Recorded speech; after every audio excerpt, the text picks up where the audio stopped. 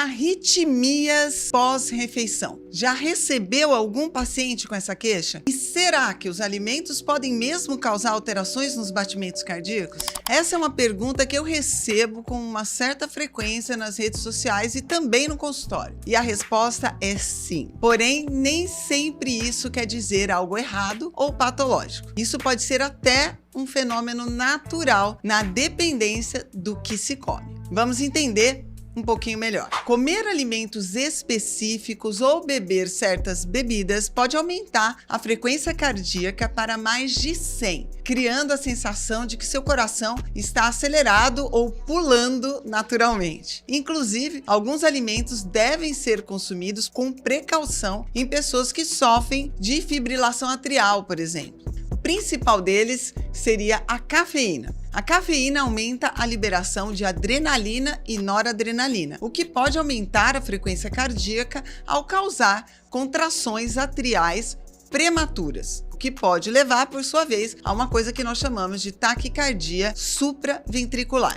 Entretanto, recente estudo prospectivo de coorte publicado em 2021 numa revista do Grupo JAMA não encontrou relação direta entre o consumo de cafeína e arritmias. E, inclusive, e surpreendentemente, encontrou ainda uma redução da incidência de arritmias naqueles que tomavam mais xícaras ao dia, acima de 6. Aqui, o que fica mesmo é a sensação pessoal. Porém, de 1 a 3 xícaras ao dia costuma ser seguro para a maioria das pessoas. Um fator que pode confundir a sensação de arritmia é o aumento da sensação de ansiedade que algumas pessoas experimentam com a liberação das catecolaminas, que pode aumentar ainda mais a sensibilidade ao leve aumento dos batimentos cardíacos desencadeado pelo consumo do café e bebidas ricas em cafeína, como chás e energéticos. Outro componente alimentar que pode trazer alterações do ritmo cardíaco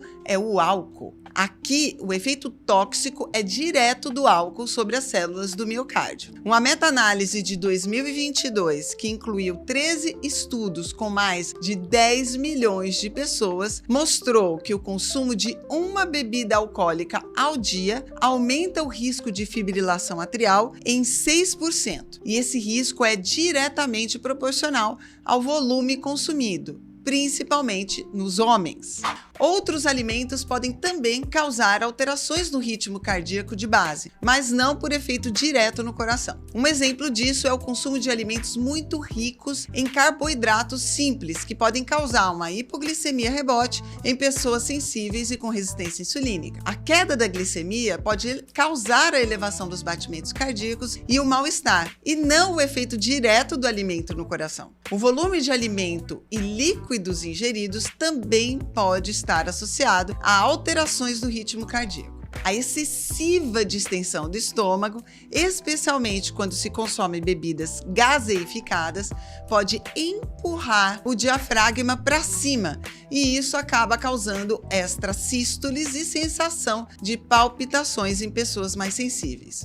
Imagina se a gente misturar o álcool e a cafeína ainda mais. Alguns ingredientes alimentares também podem aumentar a frequência cardíaca em pessoas mais sensíveis, mas normalmente apenas após o consumo em grande quantidade. Esse é o exemplo do glutamato monossódico, que está presente em alimentos industrializados e no molho de soja, mas também a teobromina presente no cacau. Inclusive, existe um relato de um caso de uma menina de 19 anos, italiana, que apresentou arritmias após comer grandes quantidades de chocolate associado ao uso de um broncodilatador, e o aminoácido tiramina, presente em carnes curadas, queijos envelhecidos, também no álcool e nas frutas secas. Todas essas causas que eu falei aqui podem acontecer com qualquer pessoa e podem ser relativamente comuns no dia a dia.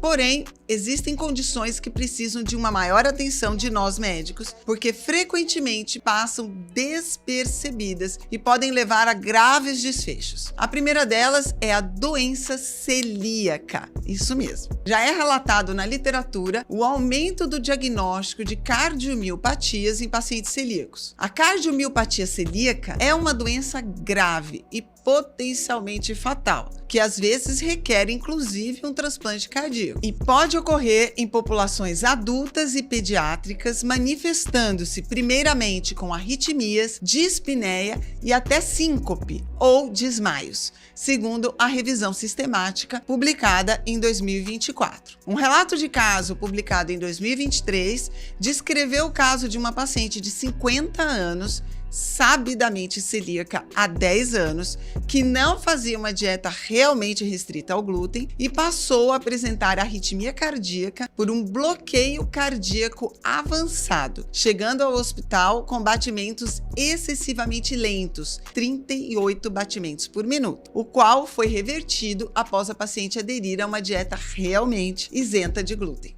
A segunda condição é uma condição rara chamada síndrome de Hohenheld. A síndrome de Hohenheld, ou síndrome gastrocardíaca, envolve uma conexão complicada entre os sistemas circulatório e digestivo. Ela caracteriza-se pela presença de sintomas cardíacos como palpitações, desconforto torácico, arritmias e síncope provocados por doenças gastrointestinais, como doença do refluxo gastroesofágico, hérnia de hiato, distensão abdominal e constipação. Embora a causa precisa da síndrome de Hohenheld seja desconhecida, acredita-se que seja uma combinação de fatores mecânicos, neurológicos, hormonais e imunológicos. Ludwig von Hohenheld, que viveu de 1871 a 1938, era um médico alemão e é lembrado por cunhar o termo síndrome de Hohenheld em 1934. Ele notou que algumas pessoas com problemas gastrointestinais tinham dores no peito semelhantes à angina, que desapareciam quando arrotavam ou eliminavam flatos, gases. Ele sugeriu que a distensão do estômago